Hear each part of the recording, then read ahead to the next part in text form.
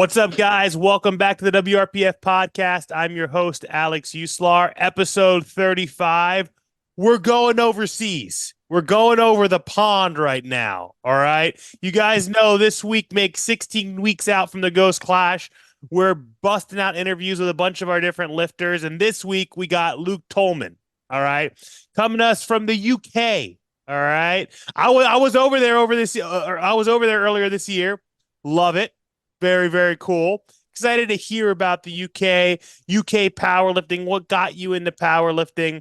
Something that a lot of people say, and something that I've kind of, thought is a lot of the time, like Europe or other countries are a couple years behind the US. So I'm excited to hear how UK powerlifting has been. I opened up your open powerlifting history. You've been powerlifting a long time, Yeah. 2016. So I don't even know, how powerlifting was then in the UK versus now. I want to hear it all.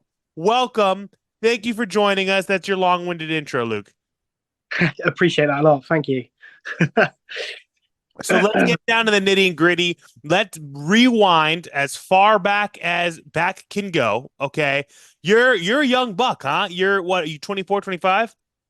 Just turned 24. I did my last junior meet in April this year. What the fuck, man? I just noticed that from your powerlifting. I'm like, this Yeah. big burly beard, this manly looking man just turned 24. You're a baby, bro. Just wait till you get in your 30s. Life changes. Okay. So, baby, but you've been powerlifting since you were a real baby. All right. Yeah. So, rewind it back for me. What were you doing before powerlifting? How did you find powerlifting? Was it formally powerlifting as you started? Let's go back. Yeah. So I did my first meet when I was 17 years old. Totaled 602.5 at that meet, under 83. But prior to that, I'd kind of been training like a gym bro. So say from I've been bench pressing since I was like 11, 12 years old. So that's probably why that's a little bit further ahead than the other two lifts.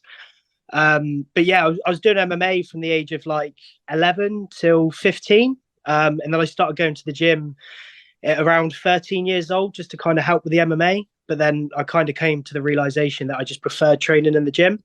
So it was kind of, for a few years, it was just like hybrid style, like bodybuilding cross with powerlifting. I was just wanted to get bigger and stronger, really. And yeah, signed up to my first meet when I was 17 and haven't looked back since. So Yeah. what was that like? You're in London, you're in a big city, right? Do you live in London or are you living in London? I live in a small town called Weymouth. So London's about 3 hours that way. Weymouth's a pretty small town. It's a beach town. Not a lot goes on here because the weather's only really good like 3 or 4 months a year. The rest of the time it's just shit weather. So there's not really a lot to do here other than train. So yeah. So how does that work? Is it, here in the US, you're a small town, it's hard to hear the word powerlifting. Yeah. Granted, your first meet 2016, social media is a thing by then. What Yeah. got you familiarized with the word powerlifting? And who were you looking at? What were you looking at? Was it the gym that you happened to be in? Was there other powerlifters? What was that like? Yeah, so I didn't really explain myself properly there. Social media had a massive impact on me. It was mainly YouTube back then. Like, you didn't really see much of powerlifting on Instagram or Facebook or anything like that. So it was guys like Mark Bell, guys like Dan Green, Pete Rubish, George Lehman, like all those kind of guys. Like, other than Mark Bell, no one was really doing like the vlog style videos. It was just kind of like compilations of them lifting and just being fucking savages. So I saw that, and that's just what I wanted to do because I just fucking loved it. Like they would do like the little compilations with Corn playing over the top, and it was just like, oh, this is fucking awesome. Yeah, that's what got me into it. It was that kind of era that really made me want to do powerlifting. You can't forget to shout out our boy Zahir, who's making his Oh massive yeah, cool. Yeah, impact, bro. there's so guys that I probably It's good. Dude, nothing will be like that Zahir versus Eric, Yeah, like or yeah, shit. we need more of that again. We Yeah, need some scariness in powerlifting again. But yeah, great era. And it's cool to see even someone so young as yourself still was able to experience that era, see that era, and as a young kid, like, whoa, this is freaking cool. This is what I want to do. So in your small town, like, was there powerlifting, or you were just the guy who happened to see these videos and wanted to start doing this? Yeah, so it was a bit of a weird one. There was the gym I was training at that point in time didn't have any powerlifters, although I was strength training.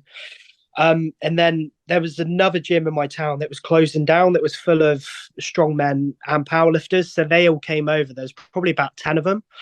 And then one of them came up to me and was like, "You need to compete because you'll take all the British records for your weight and age."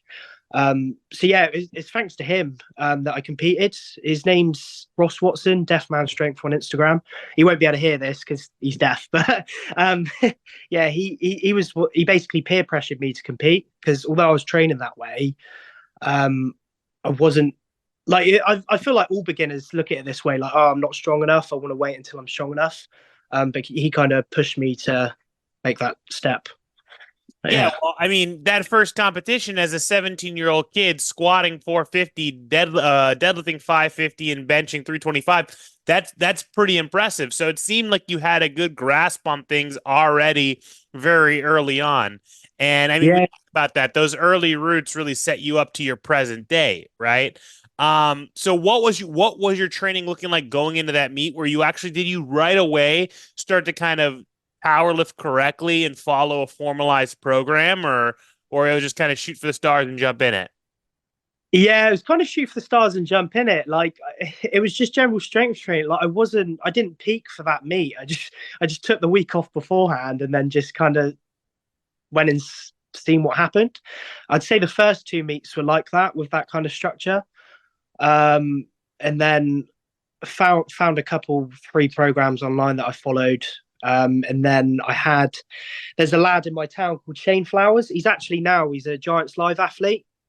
He coached me for about a year and a half, so I learned a lot from him, learned how to peak properly from meet and everything like that. So I owe a lot of thanks to him, especially in the earlier days, for helping me out. But yeah.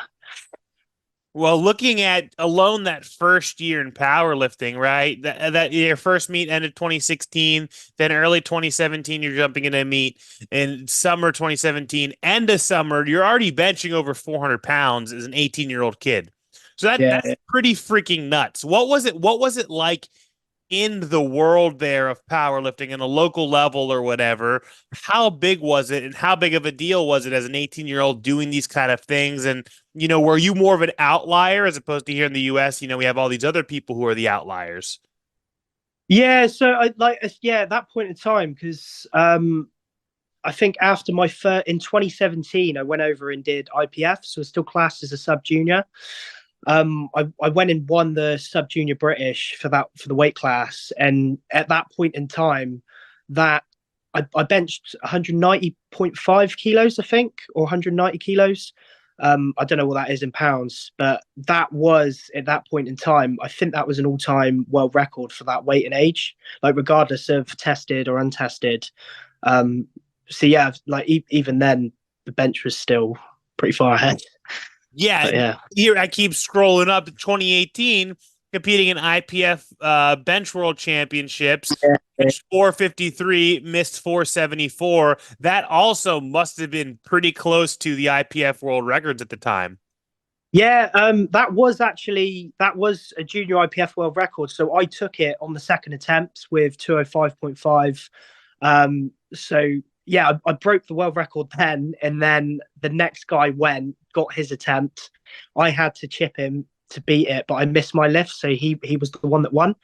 But yeah, I technically did break my first IPF world record there. And then later that year, went over to the Arnold's in Barcelona and took the junior IPF world record back. So, yeah. Sick. So talk to me about those early years, jumping back and forth between kind of full power, bench only. It looks like there's a lot of that kind of throughout your resume Yeah. until earlier year or until later years like now. So what was that like kind of jumping back and forth? IPF was IPF because it was like the primary thing over there, but you're still also traveling outside of, London and stuff like that. So what was that like in your early years competing quite frequently in the across those federations? For me, it was just because I loved it. Like I didn't, and especially because I was progressing so fast, I saw no reason to stop competing. And like I'm glad I competed that often because I got the experience that I got. Um, Obviously in the later years, if you're looking at my open powerlifting now, you probably see that the frequency dropped right down. Because I feel like if I were to do that now and try and peak for a meet one after another, I would just break. But yeah, it was mainly just because I loved it. Like if I got invited to a meet, I would try my best to make it to that meet and compete at that meet. Um, Nothing more to it than that. I just loved powerlifting. I still do. Oh yeah, I love it. So at what point, where was the kind of switch? Because looking over your resume, so to speak, you started at 181, went up to 198, then it was a 93. Now your fullest form is coming into 220 currently, right? For most of your meets over the last couple of years. So what got you to go up and then start competing in meets like ABS Pro and stuff like that? Um, I think if you're looking at the open powerlifting, it's probably a bit obvious. I went from tested to untested. And the thing that made me make that decision was I pressed 500 pounds in the gym, 227 kilos. And in my head, I achieved everything that I wanted to achieve drug free. Like I ticked off the 500 pounds bench press.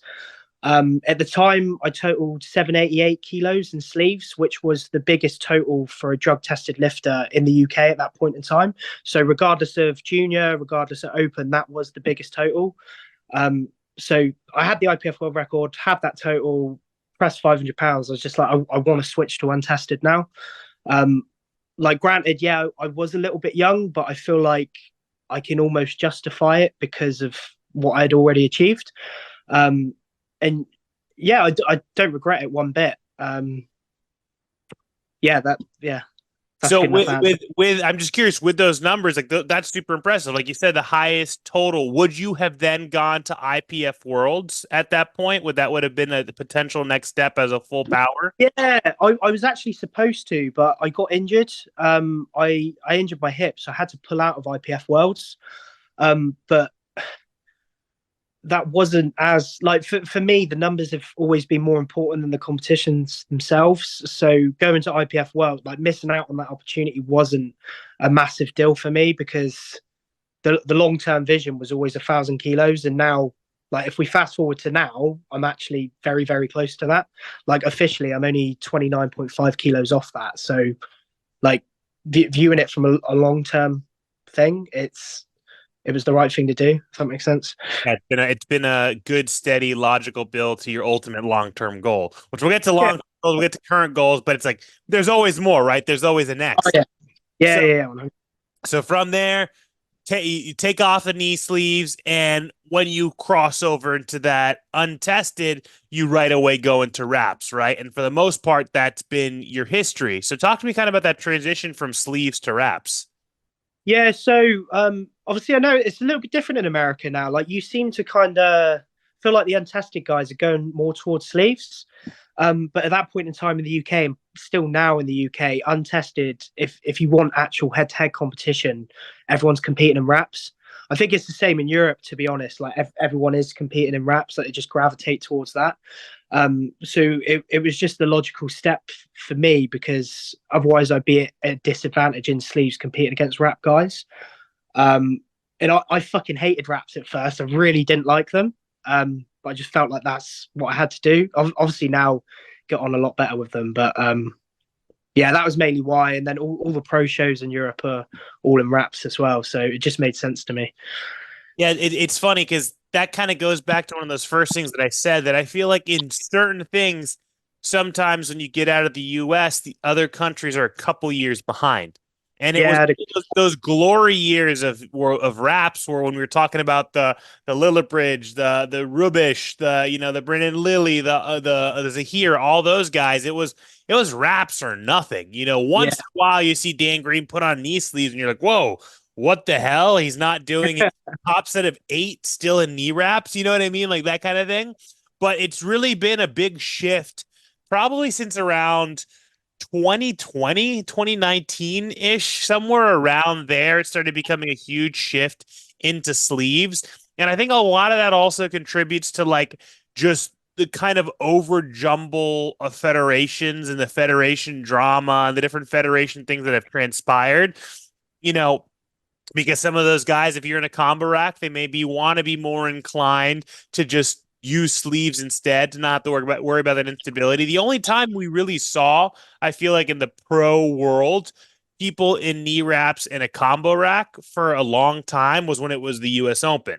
And even with Yeah, that, it was like a huge challenge for these lifters. Like, oh shit, I gotta crank my knees and then walk it out and then lift with these really difficult judges. And then it wasn't until then US Open switched. And then with the US Open, the last year that it was held, being 2021 or whatever it was, and that kind of going away, now that meets have the option, you can win money doing both. I think people just kind of gravitated towards sleeves and it being like an easier of accessible thing. So with the yeah, federations there, I feel like a lot of the federations are monolift focused, with the exception of ABS, right? ABS is all combo rack. yeah. So, well, ABS they've got four meets a year. So the pro, like the big one is, yeah, that's power bar on all three lifts, walked out squat. The other three it's monolift, deadlift bar. Because I've like the idea behind the pro is it's like the hardest platform in Europe, like hardest judges, hardest conditions. But yeah, for the most part, other than that, it is all monolift and deadlift bar. Yeah. So take me through those first couple years. You switched to untested 2019-ish, if I'm correct, or a little Yeah. bit after that. You throw on the wraps. What did that trajectory look like of finding professional powerlifting over there, which would be the ABS? Like, how did you get noticed? How did you then end up competing there, and kind of start climbing your trajectory of getting 1,000 kilo total and then ultimately getting noticed coming over to the US? Yeah, yeah, yeah. So I wasn't actually supposed to compete. The first abs pro that I got invited to, I got invited, then I think I declined it just because the timing didn't work out well. And then another lifter pulled out I think it was about 8 weeks out, 10 weeks out. So I got another invitation. And I was just like, oh, fuck it. It looks like a cool meet. Let's see what happens. And then I ended up winning that. Totaled 902.5, like all on the power bar, walked out. So I was pretty happy with that. And then since then, full power, all my full power meets have been abs, other than the exception of going over to Poland and doing the XPC Pro there. Um, but yeah, that's just kind of how it happened. Yeah. I always forget because when I see these gaps, I'm like, oh, 2021 finally does apps, but fucking COVID, right? We had COVID Yeah, yeah, in that 2020. that's a, I love it. We like block that shit out of our mind. You yeah, know what I mean? yeah, It's such a weird thing, that reality that we lived, and like the weird world that we were in. So what was I know the UK was really fucking strict, right? So it's pretty much an entire year. There's no powerlifting in your resume all of 2020 into 2021. And I'm assuming that was the prime contributor, right? yeah. Like, COVID was shit for me. Like the first lockdown we had, I don't know how long it went on for, but I remember I lost about 12 kilos of body weight, well, 12 to 14 kilos. So that's about 30 pounds. Um, I lost a shit ton of body. I wasn't able to train because everything was so strict at that point in time. It just wasn't an option. And because I wasn't training, I wasn't really eating. I just had just fucking depressed, really. Like, Yeah. uh, but yeah, then gyms started opening up and like everything came back pretty quick. Like I didn't realize how quick it would come back with muscle memory and stuff like that. But yeah, that's why I didn't compete that year. It was just, if I were to compete, my total would have been like way, way down. So just it wouldn't have been viable. Every time I think about the UK and something being strict, since I was just over there, 7 months ago, whatever I was there, I was able to go to the Sheffield. Amazing Oh, experience, nice. amazing meet. And then I spent some time in London. I always just like picture the King's Guard coming up in their weird red uniforms and getting mad with your very nice, pleasant accents, right? Yeah. So 2021, you go compete at abs for the first time, right? Total Yep. just under 2K. strictest platform, strictest competition. And then after that, it's just a complete trend of competing at those meets. So what was that like for you coming over? Granted, you've competed in the IPF, you competed in strict standards before. Now you come over into this world, you experience this version of professional powerlifting. Where's your head at through all this? Because you even said years before you knew the ultimate goal is 1,000 kilos, 1,000 kilos, you know. So what's it like being on this platform and continuing to trend up? It just makes you hungry because at abs it is like there's so much direct head-to-head competition. It's not just you're competing in your own weight class, you're competing against the best of the best because it's all on formula and like everyone's so close. I feel like that's what keeps you hungry for those meets. Um, and then like fast forward into Ghost Clash next year, I've always wanted to compete in America. That's always been the long-term goal. So if I could tick two birds off with one stone, like total 1,000 and do my first meet in America, I'd be fucking buzzing with that. I just feel like the timing was just right. Like 2024 is the right time to do it because I feel like I'm just starting to enter my prime. Yeah. I love it. So it's something for me. I've been involved in the professional powerlifting world for many, many years, been involved in powerlifting as a whole for many, many years. There's always been, a couple of outlier international athletes, but I think now a lot of international overseas lifters are more and more making their way over here and doing the pro circuit over here.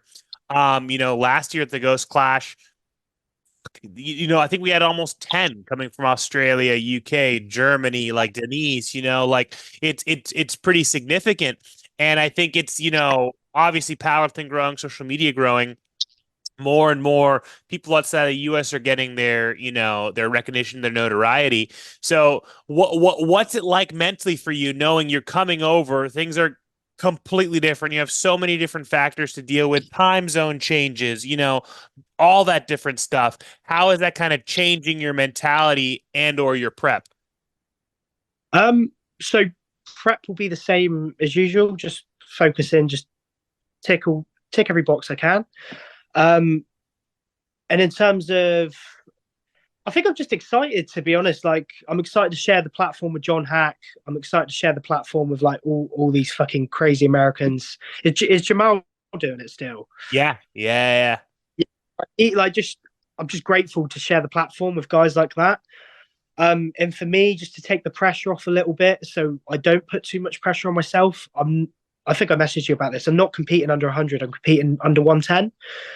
Because usually I do have to do a little water cut to get into the weight class. Just completely remove that variable. Just compete under 110, no cut, so I can just go in, lift at my absolute best. I think potentially in the future, if I compete in America, I will water cut down to weight class. But obviously, with it being the first time, like you said, with the travel and stuff, I don't want to have to worry about loading up on water on a fucking 12-hour flight. I just can't imagine that being enjoyable. dude. That's something, not to cut you off, but that's like such a huge, mature, smart fucking decision, right? No one wants to spend $5,000 coming over to the US to compete on the biggest platform possible to then total well under whatever they've totaled before and be fucking Yeah, pissed. Because like you said, what really fucking formulas are important, winning money is important, but what really fucking matters is the top numbers, right? Your total best squat, your best bench, your best deadlift. Like to add more and more advantages and things against yourself when coming to this competition is going to cost you significantly more than it costs anyone else in the United States. Why do you want to set yourself up for that possible disappointment?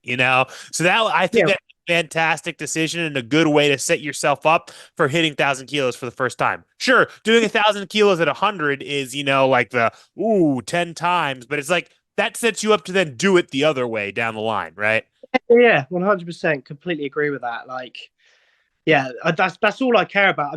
I'm not even worried about the competition. I'm just focused on myself. It's just if I in an ideal world, I want to lock that 1,000 kilos in on the second attempt pull and then just have fun on the third. But I'm just there for myself. So there's although it is probably the biggest meet I've ever done, I don't feel any pressure because I just feel like no one's going to know who I am. No one's expecting anything from me.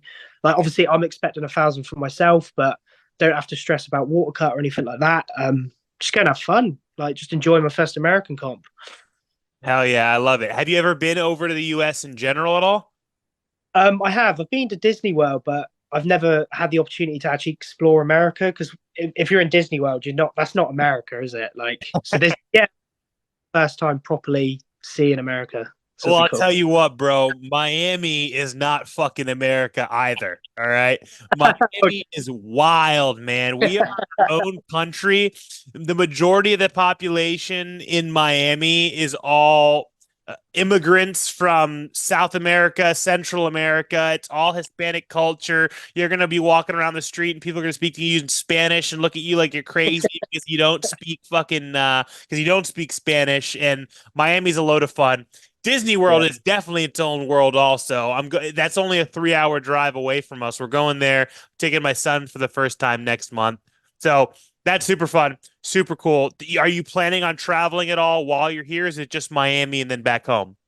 Yeah, just Miami. Like, I'm going out with my partner, so we're obviously compete the Sunday. So have a few days afterwards just enjoy Miami, explore Miami, just have a little bit of fun. Do the tourist shit, go see South, Yeah, all that stuff. Hell yeah, yeah. 100. Just to jump back a little bit back into the Pro Series and ABS and stuff like that in the UK. So historically, it's been you could probably explain this better, but going to ABS Pro, going to those meets, it's kind of all of Europe's strongest that go there. It hasn't really been a lot of Americans. Over the last couple of years, more Americans have gotten intrigued by the show that those guys are putting on. I was able to meet them. They came over for the first Ghost Clash. Really nice guys. So what are some of the direct competitions there in the UK, or the direct competitors, I should say, that you have that you've been going head to head with over the years? Just because I'm curious how that's gonna, change against when you come over to the US. So the main one's probably Dave Richardson. Like on Formula, we're pretty close. We've gone head to head, I think directly 3 times. Well, no, we shared the platform 4 times. So there's been 2 times I've had the higher formula, and then there's been 2 times he's had the higher formula. So technically 2 and 2. Um, but yeah, I'd say he, like, out of active lifters, he's the one. It's me and him. There are other guys. Chris Pugh. I think he's got the current all-time world record squat under 82.5. So he's in the conversation. Dale Longford's in the conversation. I'd say current lifters, they're the ones, but all time, Tom Martin's kind of the one that we all look at because he's still the only one to this day that has over 600 dots. He's got 608 dots. So yeah, he's the GOAT in our country. He's the one that Used to love watching Tom's yeah, videos back in yeah. like 2018, 2019, and he came over for my meet. So before the Ghost Clash, I ran the Hybrid Showdown for 3 years. Okay. I didn't realize that. Oh, nice. Yes, sir. That was my meet before. I used to work for Hybrid before I left and started doing Ghost stuff. And I think he was supposed to come like the first year, couldn't make it the first year. I think it was the second year that he came. I think in 2019 is the year that he came, and I was so excited. And I think he like tore his tricep on his bench or on his squat or something. Yeah, he quit squatting, didn't he? Like It was one of the, because I know he's had his tricep torn, or it might have been like on his second or third attempt squat.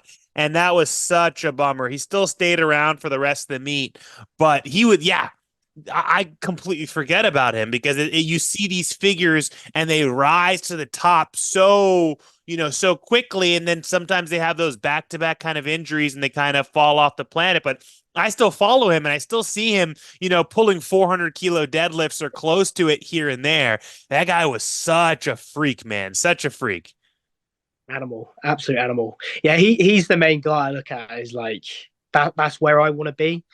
Because he competed in similar weight classes. He was always under 100, and then in the later years 110. So he's actually got the all-time British record for the 110s at, I think it's 1,000 on the dot. So if I could do 1,002.5 on my second and take that, that'd be pretty cool. like that's what I've got in my head. See what happens. Obviously, anything could happen, but yeah, see what happens. Yeah, I think it's hard to always dissect it, but definitely when I think UK top, he's definitely up there. So Yeah, 100. for I feel like females, for females in the UK, well, UK does that what is give me some history here. You know, I dropped out of high school. UK describes what total region? I would say England, Scotland, Wales. Okay. Okay. Yeah. So Denise Herbert, that's just Europe. So who would be like the strongest females in the UK? Um, Naomi Shepherd. I think she's Yes. all time Yeah. number one. And she won Ghost Clash, didn't she? Yes. Yeah. Yeah. For sure. That's right. Of course. Yeah. Sorry. I think she lives in America. Sorry, Naomi. I forgot about you. I'm just, trying to. It's early here. It's early. All right. I needed a little refresh. Hell yeah, man. So getting back to kind of talking about goals, you talked about early on, you knew right away a long-term end goal, whatever, total 1,000 kilos. You're getting closer and closer to that day. So we've already spoken into existence for the Ghost Clash. Number one goal is 1,000 kilo total. What other goals do you have going into the Ghost Clash? I think another goal for me is always to go 9 for 9. So with the squat and bench, I'll just do what I know I'm capable of. I feel like a 600-pound bench is realistic, so we could set that as number two. Yeah, I feel like 600 pounds is realistic, especially without a water cut. Go 9 for 9, so 1,000 kilo total, 600-pound bench, go 9 for 9. If I do those things, I'll be happy. Even if I go 8 for 9, even if I miss the last deadlift going for whatever I want to do, like I'll be happy, man. Hell yeah. So looking beyond the Ghost Clash, what are goals beyond that? Let's say for 2024, other goals, and then long term in your career. Um, I'd like 1,000 sleeves after I tick off 1,000 reps. I'd like 1,000 sleeves. Um, I guess it'd just be one of those things where I'd have to reevaluate post Ghost Clash depending on what happens. I know I want to compete again in 2024 towards the end of the year, probably between like September and November time ish, just so then it gives me a little bit of time to give my body a break and then start pushing again for another meet. But yeah, I think I'd probably just have to reevaluate after Ghost Clash, depending on what happens. Because right now I'm so tunnel vision on Ghost Clash, I'm not really thinking about anything else. I like it. Well, I'll just throw in the hat. You want to come back over the US. The other meet to do would be the American. Oh yeah, well, Tons yeah. That's a long term thing as well. I think I'd love to do the American Pro in 2025. I feel like that'd be awesome. I'd absolutely love to do that. Hell Pick yeah. off because I was having this conversation with my partner. I think I would like to do an American meet once a year. Just do one once a year. I was thinking about American Pro at the end of next year, but it's just kind of it's like the timing and then obviously saving up and doing all those other things. So I think realistically, going to America once a year is pretty realistic. Hell yeah. I love it. So 1,000 kilos Ghost Clash, potentially 1,000 kilos in sleeves shortly after. I mean, that it's not on your open powerlifting history in years, right? So putting on sleeves, have you done any kind of like training cycles in an off season and push your squat in sleeves, or it's kind of like, but who knows what will happen? Yeah, not really. Like, I think this block I did 310 for 4 in sleeves. So I've never really, since I've been untested, I've never really pushed for a 1 rep max in sleeves. It's just kind of been, I've always done it just for assistance, but I've never gone for a 1 rep max or anything like that. But I need to put up a sleeve total because my last sleeve total on open powerlifting is my IPF total when I was 19. So it just looks shit in comparison to the rest. So I do need to get that sorted at some point in time. Hell yeah, man. Hell yeah. I love to see it. Dude, it's been fun. I've loved to hear about your history. I'm excited to get to meet you in person. Telling Yeah, you, me too. brace yourself. Miami is a ton of fun. Miami's a wild, wild world out here. I'm glad you chose the Ghost Clash for your next meet. If you guys are listening, stay tuned over these next 16 weeks. We're going to have a ton of the different competitors who are coming from overseas, who are coming from the US. And don't sleep on these lifters. All right. Like the way that I found out about you and the way that I found out about a lot of the lifters on the roster was either I think I had first seen you being reposted by the ABS because again I started following those guys after they came from the first Ghost Clash, but also just open powerlifting statistics and the things that are being put up. So a lot of very cool international lifters who are coming out, not to be slept on. And I'm excited to see what you do, bro. Sign us out. Let everyone know where they could find you. Yeah, so I didn't really use Instagram, don't really use anything else. Luke underscore Tolman underscore powerlifting.